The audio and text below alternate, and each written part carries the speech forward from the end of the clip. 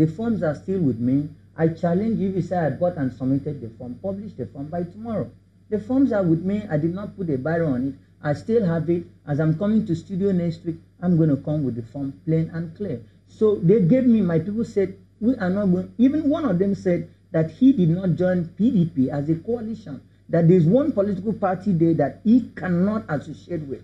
So at that point, I cannot run an election without my group, without support. And let me also tell you, knows, I was the base, I was the foundation of the PDP in that local government area. And he knows quite well that these people have mentioned, is on tape, is on video. They came begging for me to stay back. I'm a grassroots general. I've been in grassroots politics for a long time. I've been a supervisor for works. I've been a secretary of a local government. I've been a chairman of a local government. I'm coming. You don't, when I talk, you don't cut in, please. No, just please, you don't need to do that. So I hand over to you to coordinate this meeting. When he was talking, I never met. Go ahead. And I'm your senior in the student unionism. Just go ahead. Senior educationally and all otherwise. Educationally. I'm coming. So when I'm talking, you don't need to break it. Just make your point. So my point is this. My point is this. I have a right to choose my political party. I have set my grounds, and my grounds are very clear. And we are going to take this matter to the Supreme Court. Let me share this with you. When our Senator Bassey Albert had a case in court, the same court, the Federal High Court, he lost at the court of first instance, but he later won at the Supreme Court. For the fact that the court at the first instance did not agree with my condition, does not mean that the conditions I gave are. That's why you're in the Court of Appeal? Yes. And you also know that the same court, having looked at the judgment, said there are merits that I may win and granted me a stay of execution. Now, concerning what happened on the floor in the House, the process is, because he's... Don't you think I should weigh in on a few issues before, because as we graduate? No, you don't need to determine how this interview goes. Which of the issues, because we want to go to the House, which of the issues do you want to respond to? No, the issues where he talked about... you need to set the issues up for us. Where he talked about being a general and all of that. You see, people are listening, so they need to create some degree of balance, because as we graduate, I'd have to follow those issues. Well, I don't have a personal issue with him. You need to treat the issues as they are brought forward by the people in But we're on air, so as things drop, people expect to hear a reply, because in the court of public opinion, when you don't join issues on things, they're most likely going to take an opinion which is there. I need us to understand something. Whether people went to beg him, I am not aware. Those are not facts available to me. But what is available to me as publicity secretary of the party, which he knows, is that he bought a form. You understand? Did he submit the form? Now, that's another issue. If he didn't submit, but to buy the form showed that you had said. No, I said, did he submit the form? That's the question. Yeah, I'm coming. I submitted earlier. Did I submit the form? No. You said you don't bought it, so you don't bought it. I said, just let him answer. And he needs to answer this question. So by the time you first said, oh, you had issues with the party, you didn't believe in the manifesto of the party, but you bought a form. Not manifesto. And you now said, I said the party just hang on. Don't worry. Hang on. You'll get your chance to respond. And you now said that the truth, which is the fact that, oh, your ward chairman didn't want to sign.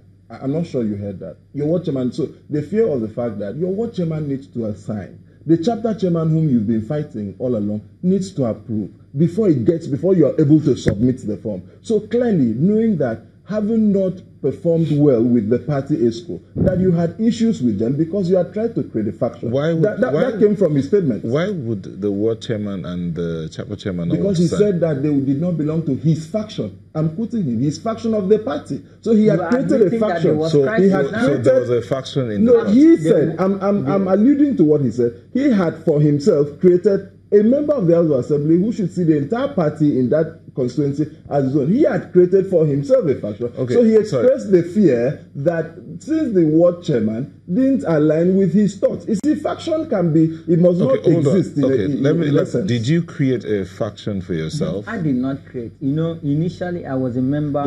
Because he said something. He said something earlier that you wanted, after the National Executive Committee, the National Working Committee had set up and had come together and gotten an executive for. You wanted the former deputy chairman, right? Yeah, he demanded. You came up with the former deputy chairman that you wanted him to. No, I did not. You did not do that. Let me, I can explain all this. the process of electing the officer starts from the ward to the national. It doesn't come from the national to the ward. But the national organizes it. I was in agreement of what was done. I never complained. It's on record. Crisis soon after, because the chapter chairman did not call a meeting of the party for more than 2 years. There was crisis of confidence. There were a lot of crises. And these other people said they don't no longer believe in him, and now they nominated for themselves another chapter chairman. So the crisis started like that. To the ward level, we had 2-3 ward chairmen in one ward, and he was there. You sent an invitation to us, inviting us for a meeting to see how that issue could be resolved. And on 2 occasions, I have the video and I have the tapes. On 2 occasions, we came to the state secretary of the party to resolve this issue. True or false? And it couldn't, you know.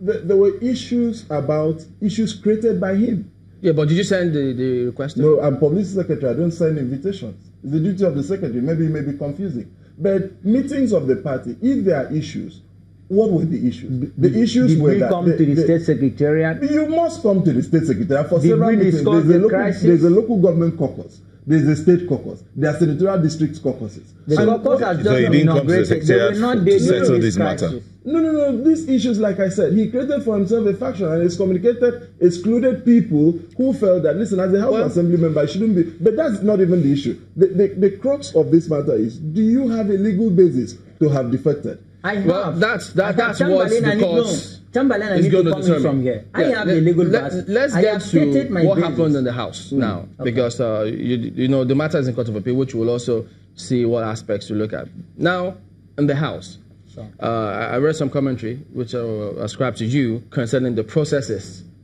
for which the attempt, you said it was an attempt to declare your seat vacant. Some say yes, your seat has been declared vacant. Take us through that particular scenario, because we understand that they said, well, there was notice, proper notification to the members that they sit on Monday as a result of the public holiday. So the sitting for that particular day was valid, was it? It wasn't valid. I'm a member of the Kwabun Senators of Assembly, and the standing orders are very clear. We sit on Tuesdays and we sit on Thursdays. Was there any notification to sit on Monday? No, I'm coming, because I'm a legislator, so I need to lay these things. We sit on Tuesdays and we sit on Thursdays. And the standing orders are very clear. It says, on cases of emergency, and of public interest, the House can sit on days other than those 2 days. Now, on Wednesday we sat because the governor came to present a budget, and within the House it was agreed to be of public interest. And now the sitting was now shifted to Tuesday, which is a normal day. But on Sunday night, we got a text from the clerk that there will be a sitting on Monday. And that text did not state of what public interest will that sitting be. It only said that we are going to do a commemorative sitting in honor of the former governor. And the question is, must it be brought back for the sitting to be done? That can still be done on Thursday. But you know, that was not the idea behind the sitting.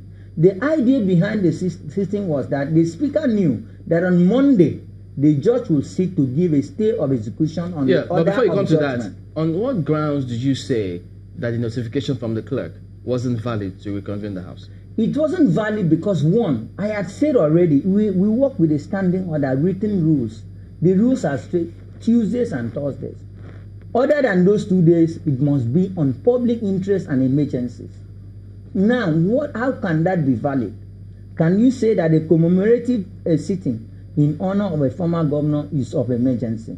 No, because even the program of ceremony for the former governor was to start from Tuesday upward, which means that we can still sit on Thursday. Right. But the idea, don't worry, hang on. We'll come to the idea, because you're making some points which we also need to understand before you get to the what you say is the idea, so that he will also come in eventually. Now, when you say that those were not valid reasons for the House to have been reconvened by the clerk.